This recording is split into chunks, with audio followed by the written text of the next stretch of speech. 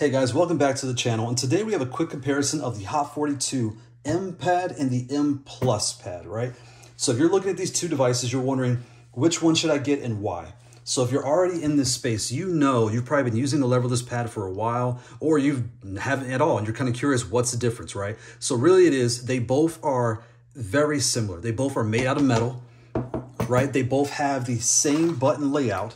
The button sizes are all the same. If you're coming from the S or a smaller pad, you will see they have these small buttons and then the one large in the bottom. That one large is across the board on both of these pads. They're the same size. When it comes to the button layouts, you have your, you plug it into your console. The first thing you do is you press from right to left button 1 and 3, right? So you'll press home and start. Same home and start on both pads.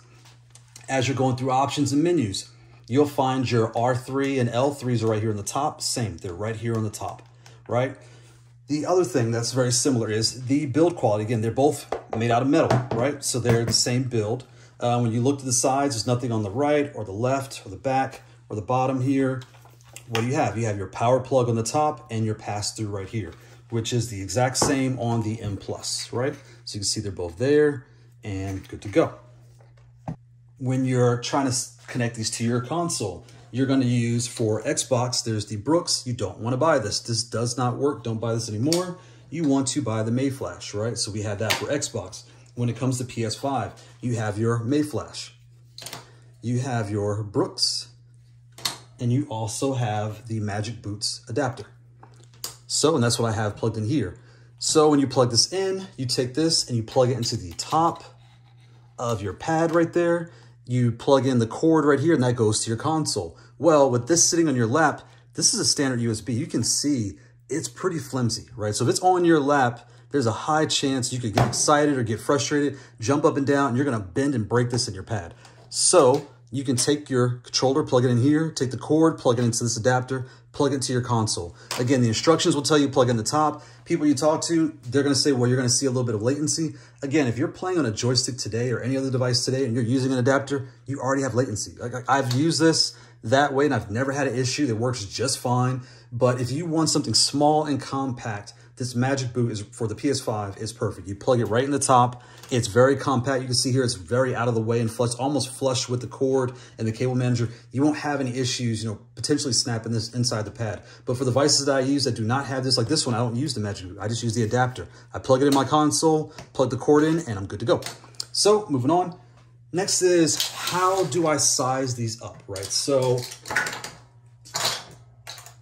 the best way to do this is to do, as you know from my channel, I do the paper test. I take a standard piece of American printer paper, which I believe is 8.5 by 11. I turn it sideways and then I lay it on top. So when you're looking at the M Plus, it is roughly one piece of paper and one Brooks adapter. And the height is barely shorter. Let's see here.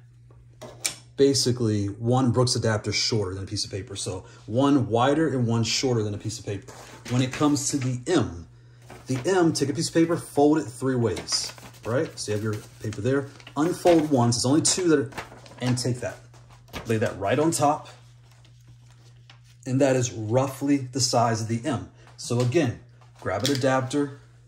It's roughly one adapter wider and roughly one adapter taller, right? And I can put this on the bottom, I guess, here. Just again, to kind of emphasize, that's the difference in size. Now, what should you do next? Take this piece of paper, put it right here, this one here, put it on a desk and play like this, right? Put it on your lap and play with the paper on your lap. Why? So that way you know, if I had this sitting on my lap, does it fit? Do my hands fit on this piece of paper on my lap? Whereas this one is wider, right? Does it fit on my lap? Again, the buttons are all large, so that kind of fits what it is, but that'll really help you understand, should I go with the smaller, which is, I call this the medium, because really the S and the P are a lot smaller than this. But do I want this smaller metal build, the medium size, or do I want the larger build, the standard large? And that'll really help you understand which one is the one you're looking at.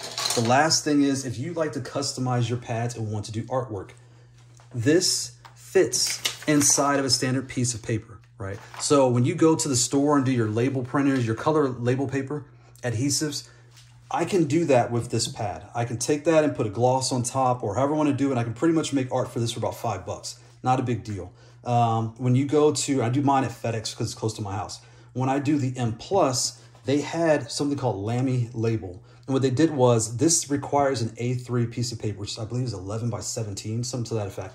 You take that printout, just do a standard color print, boom, it's like $1.50, no big deal. You print your color image, then they take it, they put it in like a little envelope, it's clear on top, and it has an adhesive and stick on the bottom. So when they put it through the hot laminate machine, it takes all the air out and it seals it. All I have to do is cut the holes out, and then once I line it up, just like this one, I line it up, I peel off the back, and I just line it and spread it across, right? And this one, here is the standard piece of paper that you see here. It's like a matte finish. This is with a laminate, like a clear coat type of laminate paper I put on top of this to give it a shine. So I haven't installed it yet because this one's still holding up. But when it's done, I will take, so here is the standard, $5, to get this done, less than $5 to make this, right? And if you go a little bit more, it'll look like that with the gloss on it, right?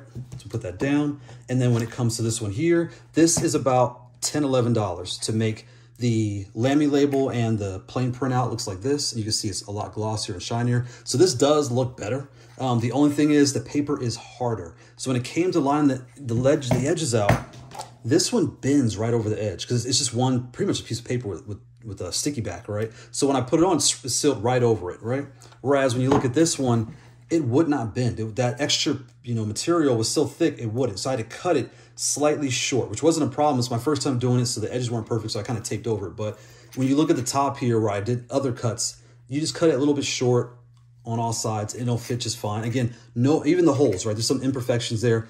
When you're doing your art, if you decide to do it, no one will see it. Don't stress out. Don't get frustrated. From afar, it looks just fine. You're the only one that sees those imperfections and different things in the holes, right? So have fun with it. If you just plan to use this, that is what you're trying to compare. Do I need the larger size to fit on my lap and I just prefer the large, or do I want the medium, aka smaller size, right? But this is the medium when it comes to the M. So thanks for watching. Bye.